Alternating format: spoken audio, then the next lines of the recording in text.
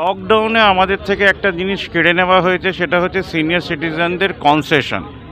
আজকে 2024, এত ট্যাক্স পাচ্ছে গভর্নমেন্ট যে বারবার করে রেকর্ড ব্রেকিং জিএসটি কালেকশন বলছে, কিন্তু সিনিয়র সিটিজেনদের কনসেশন এখনও ফিরিয়ে দেওয়া হয়নি।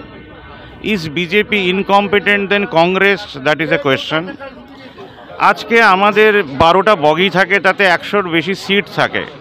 শুধু একটা বগিতে 18টা সিট এজেডদের জন্য কনফার্ম করা হয়েছে বসার জন্যে। বাদবাকি বগিতে কি এজেড লোকেরা চড়বেন না, আর তারা যদি ভিড় থাকে তারা বসবেন না? এই দুটো প্রশ্ন আপনাদের সামনে তুলে ধরলাম। যদি মনে হয় কিছু করার থাকে তাহলে নিশ্চয়ই করে কন্ট্যাক্ট করবেন। ফোন নাম্বার দিয়ে দিচ্ছি। এজেড লোকেরা কি করে একটা দেশে চেঞ্জ আনতে পারেন, তাদের রাইটের জন্য লড়তে পারেন, তার জন্য ভাবনামুখ তাদের পাশে থাকবে।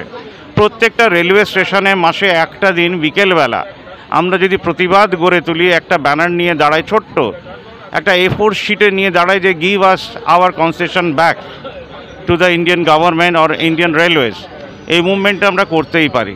আপনার বয়স যদি 60 ঊর্ধ্বে হয়ে থাকে তাহলে নিশ্চয়ই চ্যানেলটাকে কমেন্ট করবেন, লাইক করবেন, শেয়ার করবেন, এবং আপনারা কোন স্টেশনে বিলং করছেন সেটা আমাকে জানাবেন। তাহলে আমরা আস্তে আস্তে ডেট ধরে সেই স্টেশনগুলো থেকে মুভমেন্ট শুরু করব।